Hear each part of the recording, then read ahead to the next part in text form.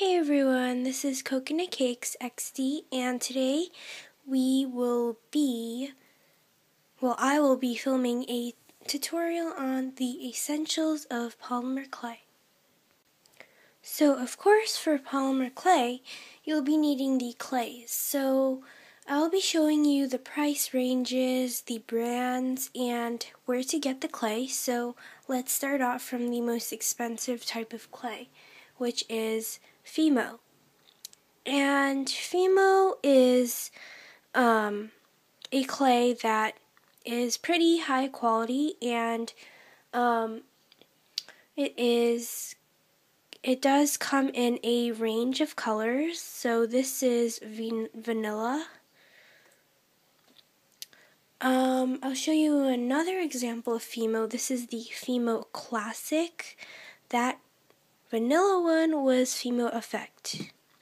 And these range from the prices of $2.75 to $3.50. There's also the second most expensive, which is Primo. And Primo is by Sculpey, which I'll show you later. It's just another variation, and you can find the color coding here. This is white. And Primo ranges from $2 to $2.80. So next is Sculpey, and Sculpey is the second most expensive, and this ranges from $2 to $2.50. And lastly, the cheapest, which is CraftSmart. And these come in the least amount of colors. They only come with the basic colors. So these are recommended for beginners because they're simple and cheap, and you can find the color coding here. This is red. And these range from $1.50 to $2. And so basically, you can find all these clays at your local craft store. And that's about it. And you just bake the clay according to your package instructions in the back here. And they're all in the clay packaging, so you're all set. Now, once you've gotten your clay, you need your tools. So of course, you'll be needing a blade. You can get these at your local craft store or hardware store.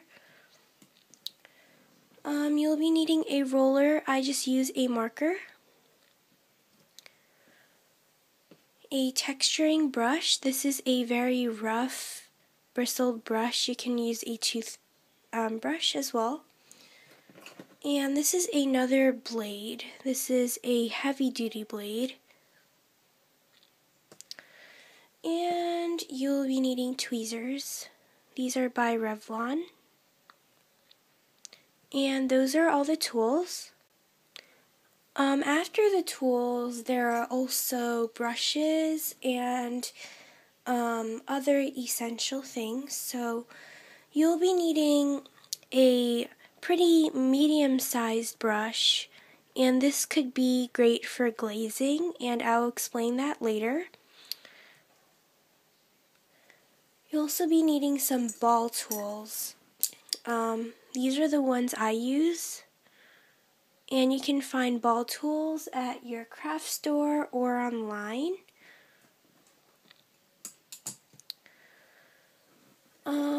You'll also be needing two more smaller size brushes, and these are for painting on faces and details on your finished polymer clay pieces.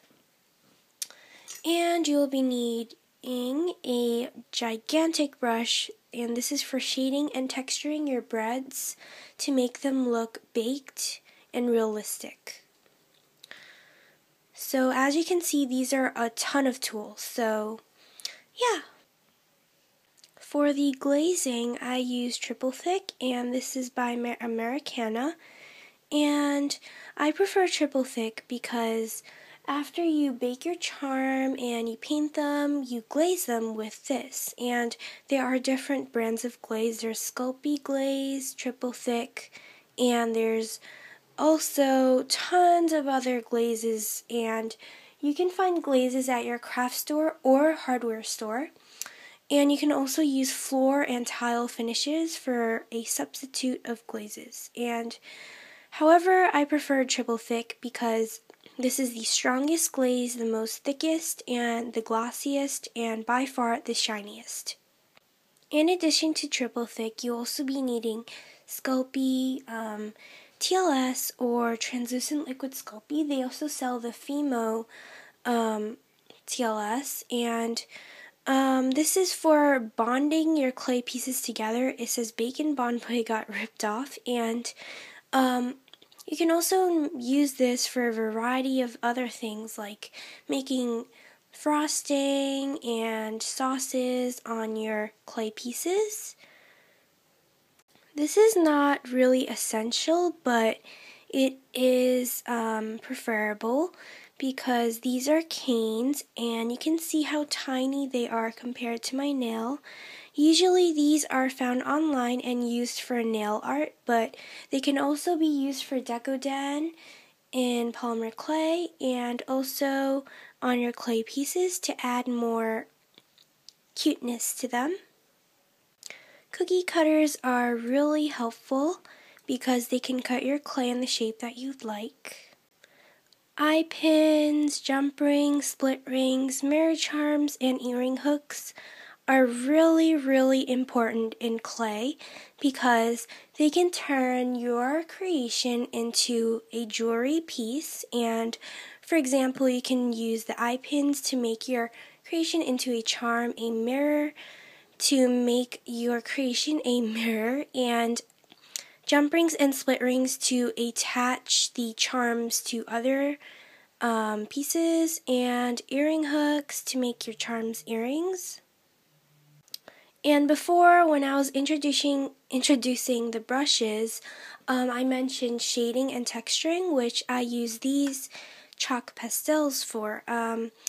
These chalk pastels are really important if you're like deep into clay and really just used to it. So basically, these are for texturing your clay pieces. So for example, if you were to make a bread and shape a white clay into a bun shape, you would use this and a brush to shade it onto the bun and make it look baked. Micro marbles like these are also really helpful if you're making really small and intricate little creations. These can be a substitute for sprinkles or little decorations. Icing tips also really help with making cakes and pastries because you can extrude the clay through the icing tip and make frosting. And that was all for this video, and I really hope you guys found this helpful and start polymer clay soon because it's a really fun experience. And thanks for watching. Bye everyone!